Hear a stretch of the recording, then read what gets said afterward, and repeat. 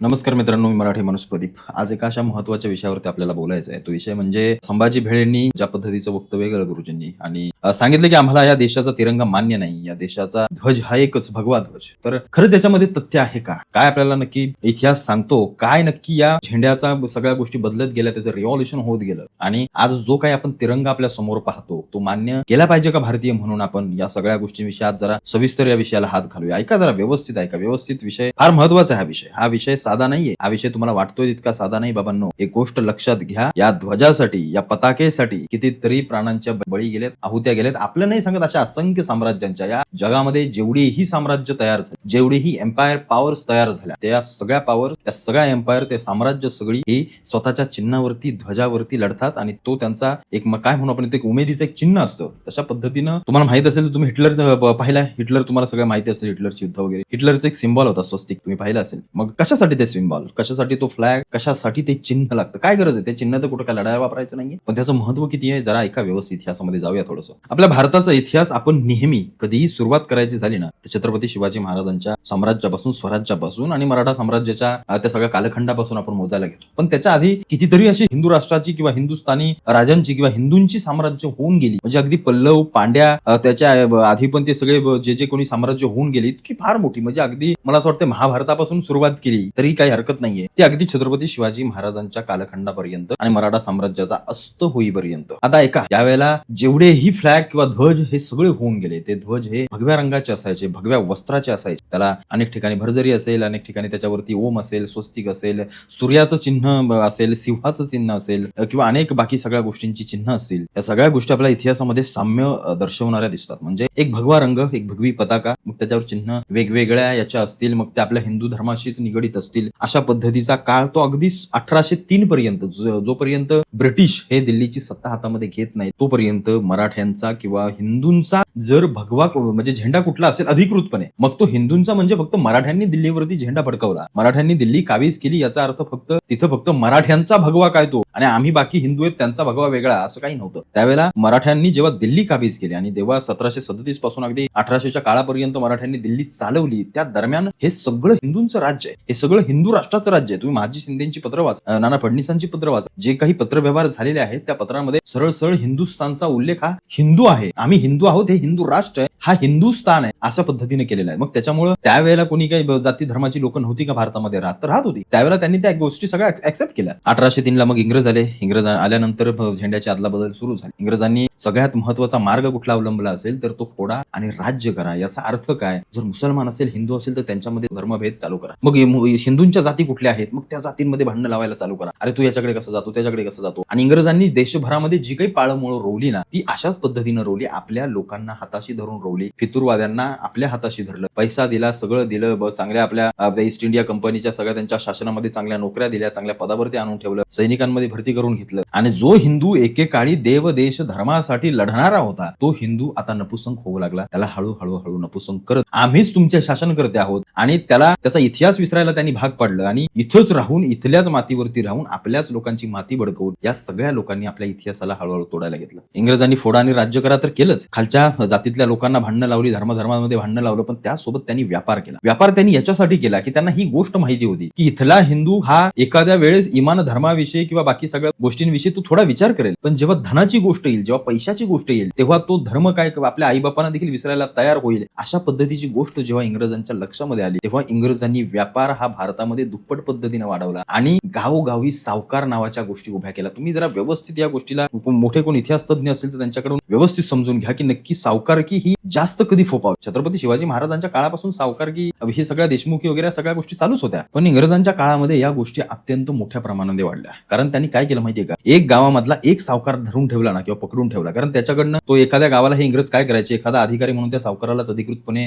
निर्णय देऊन टाकायचे त्याचा, किंवा तो त्याच्यावरती सगळं सोडायचे की गावातल्या सगळ्या लोकांचा कर तू गोळा करा, त्याच्यानंतर तुझ्याकडनं आम्ही कर गोळा करू. आणि त्याच्यामुळे व्हायचं काय, तो सावकार त्या सगळ्या लोकांना धन किंवा बाकी सगळ्या कर्ज या सगळ्या गोष्टी द्यायचा. त्याच्यामुळे तो गाव किंवा ती सगळी लोक लोक या सावकाराचे बांधील होऊन जायचे आणि सावकार या इंग्रजांचा बांधील असायचा. त्यामुळे अशा पद्धतीनं सुरुवातीला सगळ्यात आधी इंग्रजांनी काय केलं असेल तर आपल्या लोकांच्या मनातून धर्माभिमान काढला. देशाभिमान जो भिनवला होता, मराठा साम्राज्यानं भिनवला होता, तो सगळा देशाभिमान इंग्रजांनी हळूहळू काढून टाकला, कमी केला आणि किंबहुना आपली लोक सेक्युलर वादाकडे जास्त वळायला लागली आणि मग या देशामध्ये सेक्युलर वाद हळूहळू घुसायला लागला. मराठ्यांचं साम्राज्य असो म्हणजे अगदी झाशीच्या राणीपर्यंत सगळं जे काही साम्राज्य तलवारीच्या जोरावरती टिकवलं गेलं होतं ते हळूहळू फुटीरतावाद्याने भरत गेलं. आणि तुम्ही जर संपूर्ण इतिहास आपला संपूर्ण सगळा पाहत असाल किंवा पाहिला असेल किंवा वाचला असेल तर तेव्हा तुम्हाला समजेल की आपल्याला धोका हा आपल्या लोकांकडून झाला, जास्त करून आपल्या लोकांकडून. कारण आपली लोक फुटली आणि आपली लोक फुटल्यामुळे आपल्याला धोका झाला, आपलं साम्राज्य निस्तनाभूत झालं, ते संपलं. आणि तेच इंग्रजांनी तशाच पद्धतीनं गेलं आणि सेक्युलर वादाचा टक्का हळूहळू देशामध्ये वाढू लागला. काँग्रेसी किंवा बाहेरच्या जे काही डाव्या विचारसरणीच्या सगळ्या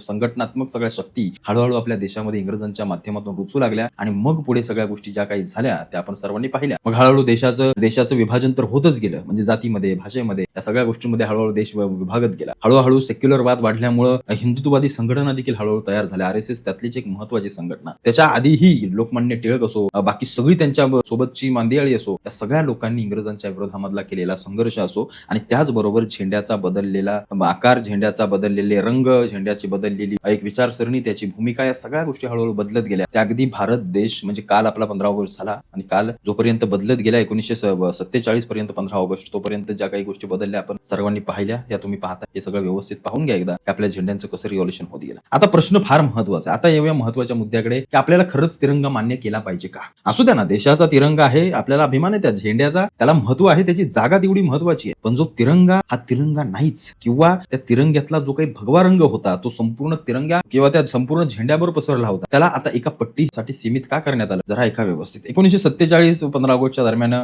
भारत स्वतंत्र किंवा फाळणी त्याच्या आधी 1 वर्ष सुरू होती, 1-1.5 वर्षापासून लोक इकडचे तिकडे जात होते, तिकडचे इकडे येत होते. गांधी, नेहरू ही सगळी लोक तुटून पडली होती की इथं भारतामध्ये जे काही मुसलमान आहेत ते पाकिस्तानमध्ये जावे, ते तिकडे बांगलादेशमध्ये जावे. तेव्हा यांनी 2 देश तयार केले. या भारताला कैचीत पकडण्यासाठी, या हिंदूंना कैचीत पकडण्यासाठी गांधी आणि नेहरूंनी या भारताच्या काखेमध्ये हे 2 पक्ष ठेवले, जेणेकरून उद्या कधी भारत तोंडवर काढेल तेव्हा याला ठेचता येईल, तेव्हा याला मारता येईल. आणि ती गोष्ट यांनी वापरण्यासाठी तिकडच्या इस्लाम राष्ट्रामध्ये, पाकिस्तानमध्ये किंवा बांगलादेशमध्ये भले जरी कोणी हिंदू राहिला असेल तरी त्यांना माहिती होतं की इथले मुसलमान त्यांना कधी ना कधी संपून टाकतील, निश्चित संपून टाकतील. पण भारतामध्ये जो राहिलेला मुसलमान आहे तो कधी संपला जाणार नाही, तो कधी संपणार नाही, तो किंबहुना दिवसेंदिवस वाढत जाईल. हे गांधी आणि नेहरूंना माहिती होतं. त्यांनी असं केलंच नाही की जर आपण 2 इस्लाम राष्ट्र तयार करायला संमती देतोय, बांगलादेश आणि पाकिस्तान सारखी, तर मग हिंदुस्थान नावाचं हा एक हिंदूंसाठी, प्युअर हिंदूंसाठी 100% देश राहावा, जिथं फक्त हिंदू राहतील. कारण आपण दोन्ही इस्लाम देश जर बाजूला दिलेत इथल्या मुसलमानांसाठी, तर मग हा जो राहिलेला भारत देश आहे त्याच्यामध्ये ही धर्मशाळा आपण का तयार करावी, असा एकदाही त्यांना प्रश्न आला नाही. किंबहुना त्यांनी खेळीही अशी केली, जो काही माउंट बॅटन होता, जो शेवटचा व्हाईसरॉय होता इंग्रजांचा,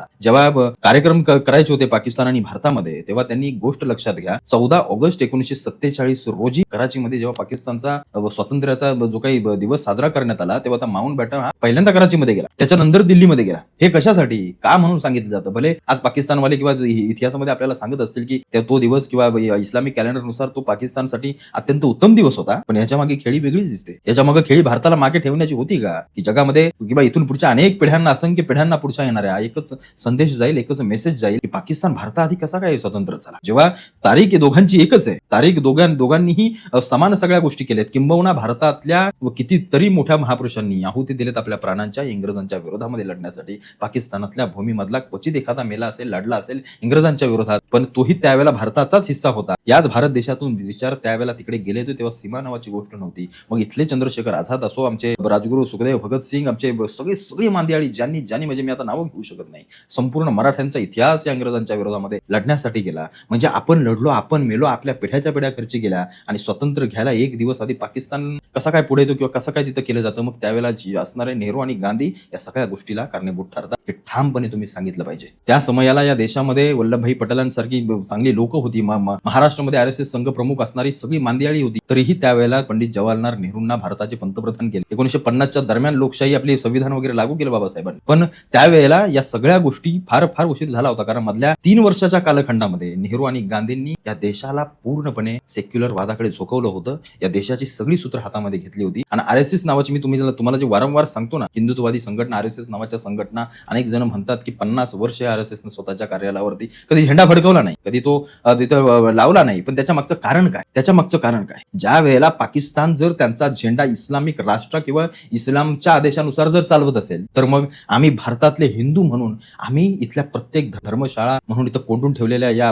गांधी आणि नेहरूंनी त्यातल्या प्रत्येक धर्माच्या नावावरती आमच्या झेंड्याचा रंग बदलायचा का? म्हणजे हिरवा मुसलमानांसाठी, भगवा हिंदूंसाठी, निळा दलितांसाठी असल्या गोष्टी करत बसायच्या का? मग पाकिस्तानातल्या हिंदू होते, पाकिस्तानात दलित होते, पाकिस्तानात शीख होते, मग पाकिस्तानातल्या तिथल्या लोकांनी असं का विचार केला नाही की इथला देखील एक कलर रंगाचा कोपरा हिंदूंसाठी देऊया, इथला एखादा रंगाचा कोपरा दलितांसाठी देऊया, इथला एखादा रंगाचा कोपरा शीख धर्मासाठी देऊया? या सगळ्या गोष्टी त्यांना का वाटल्या नाहीत बरं? का? कारण ते इस्लामवरती चालणारं राष्ट्र होतं. आपल्याला हिंदू राष्ट्रावरती चालून द्यायचंच नव्हतं ना, किंबहुना हिंदू धर्म समूळ नष्ट करायचा होता आणि म्हणून त्याच्यासाठी यांनी सेक्युलरवादाने या सगळ्या गोष्टी आणल्या. त्यांनी या देशाचा रंगच असा ठेवला, झेंडाच असा ठेवला की इथं प्रत्येक जण हक्क सांगू शकतो. म्हणून उद्या आपण जरी हिंदू म्हणून हिंदू राष्ट्राचा हक्क सांगायला गेलो ना, तिरंगा बदलायचा प्रयत्न केला तर उद्या ही नागाची फणी काढून आपल्या समोर उभी राहतील. किंबहुना यांना इतिहास जरी माहित नसेल तरीही आपल्या समोर उभी ठाकतील. का? कारण तो आता तसा पद्धतीनं तिरंगा करून ठेवलाय. मग आपल्या पिढ्या गेल्या अगदी आपलं हिंदू राष्ट्रामध्ये आपण या संपूर्ण भूमी ही आपली अगदी श्रीकृष्णांपासून, अगदी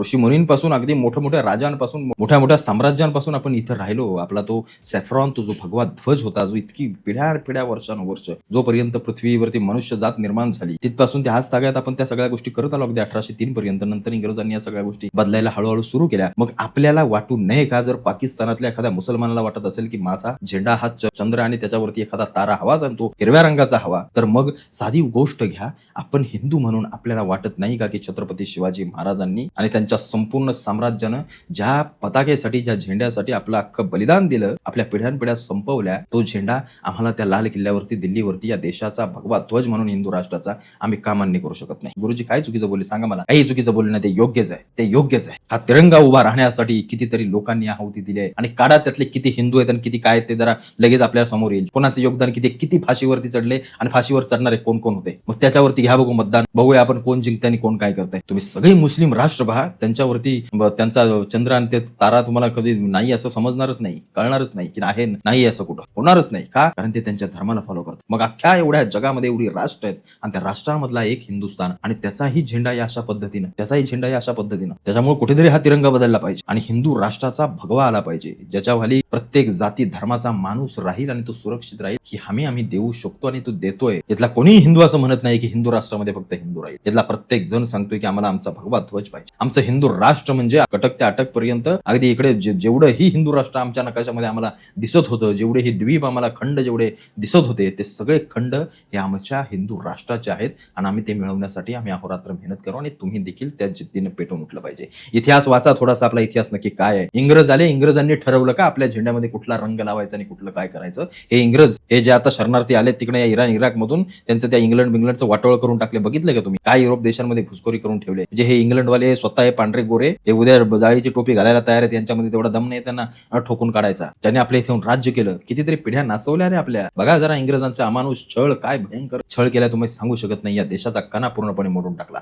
जो देश एकेकाळी तलवारीच्या जोरावरती लढत होता, अरे शून्यातून स्वराज्य निर्माण केलंय. बघा ना, साधा तोरणा छत्रपती शिवाजी महाराजांनी 14व्या वर्षी तोरणा किल्ला जिंकण्यापासूनची जी सुरुवात ती अगदी मराठ्यांनी दिल्लीपर्यंत, अगदी खैबर खिंडीपर्यंत घोडे पोहोचवल्याचा, तिथपर्यंत मागोवा घेतलेल्याचा, मराठा साम्राज्याचा विस्तार केलेल्याचा इतिहास एकदा डोळ्यासमोर आणून ठेवा, तेव्हा तुम्हाला कळेल की नक्की इतिहास आपला केवढा दैदिप्यमान आहे. त्यामुळे माझं स्पष्ट मत आहे, जर पाकिस्तान आणि बांगलादेश जर इस्लामिक राष्ट्र म्हणून घोषित होत असतील तर माझा देश, माझा भारत देश हे हिंदू राष्ट्र आहे. त्या बाकीच्यांनी इथं वळवळ करायची नाही. ज्याला त्याला आपापला देश दिलेला आहे, त्यांनी ज्यांनी तिथं जाऊन राहायचं. इथल्या मुसलमानाला वाटत असेल ना की हिंदू राष्ट्र नाहीये, चल पाकिस्तानमध्ये आणि बांगलादेशमध्ये हो, तुझी गरज नाही, आम्हाला काही गरज नाही. इथल्या जर दुसऱ्या कोणाला वाटत असेल ना आपापले देश दिले तिकडे जाऊन राहा, हे हिंदू राष्ट्र आहे आणि हे हिंदू राष्ट्र म्हणूनच राहणार आणि त्याचा ध्वज हा भगवा ध्वज असेल, जो आमच्या मराठा साम्राज्याने दिल्लीवरती फडकावला होता आणि दिल्लीच्या बादशाला सांगून दिलं होतं की ही भूमी हिंदूंची आहे, हे हिंदूंचं राष्ट्र आहे, बाहेरच्यांनी इथं येऊन दादागिरी करायची नाही. हे दाखवणाऱ्या मराठ्यांचा रक्त आज आपल्या अंगातून सळसळतंय आणि आपले मराठे त्या रंगीन बिरंगींच्या मागे बोंबलत सुटले. आरक्षण पाहिजे की पाहिजे, पण याच्यासाठी कुणाला अंगावर उडवून घेताय याचं जरा गोष्ट लक्षात ठेवा. कोण आपल्या देवदेश धर्माची बाजू मांडतोय? आपण भेडे गुरुजींना शिव्या घालणारे या अवलादी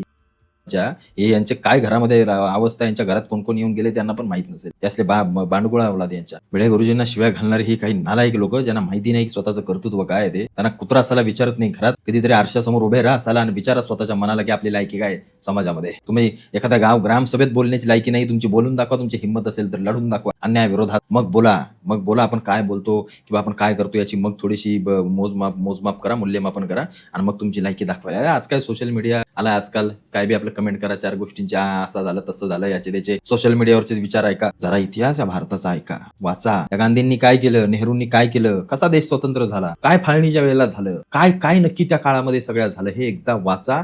तेव्हा तुम्हाला समजेल आपण कोण आहोत आणि काय नाही आहोत. आपण आपलं अस्तित्व विसरत चाललोय बाबांनो. आपण कोण आहोत, काय आहोत याचं आपल्याला काही स्वैरसुतकच नाहीये. काही घेणं देणं नाही. आपण त्या गोष्टीमध्ये रमतच नाही. आम्हाला काही घेणं देणं नाहीये. आम्ही सेक्युलरवादी आहोत, आम्ही नास्तिक आहोत, आम्हाला देवाबिवाचं काही घेणं देणं. मग असेच मरतात हे सगळे, अर्ध्या आयुष्यातच मरून जातात. त्यांच्या आयुष्याला किंमतच राहत नाही. ना घर का ना साला घाट का, मध्येच मरून जातो असाच. त्याच्यामुळं काहीतरी पाहिजे. कुठून तरी चालत आलंय, पिढ्या चालत आलंय. कितीतरी आक्रमण या देशावरती झाली तरी तुम्ही हिंदू म्हणून एक आहात किंवा हिंदू म्हणून शिल्लक आहात, याचा अर्थ देवाला तुमच्या हातून काहीतरी करून घ्यायचंय. एवढं फक्त लक्षात राहू द्या. एवढंच मला तुम्हाला सांगायचंय. तिरंगा देखील आमचा, त्या तिरंग्यामध्ये मला तरी भगवा दिसतो. त्याकडे मी भगवा ध्वज म्हणूनच पाहतो, राष्ट्रभक्तीचा ध्वज म्हणूनच पाहतो. त्याच्यामुळे अनेकांना वेगवेगळे कलर दिसत असतील, ठीक आहे, चांगली गोष्ट आहे की त्याच्यामध्ये काय दुमत नाहीये. पण आम्हाला तो भगवा ध्वज दिसतो जो आमच्या देशाचा आहे, आमच्या भारत देशाचा आहे. आणि त्या भारत देशाचा स्वतंत्र दिवस आम्ही काल अधिकृतरित्या साजरा केला. पण आम्ही स्वतंत्र कधीच झालोय जेव्हा आमच्या छत्रपती शिवाजी महाराजांनी जन्म घेतला.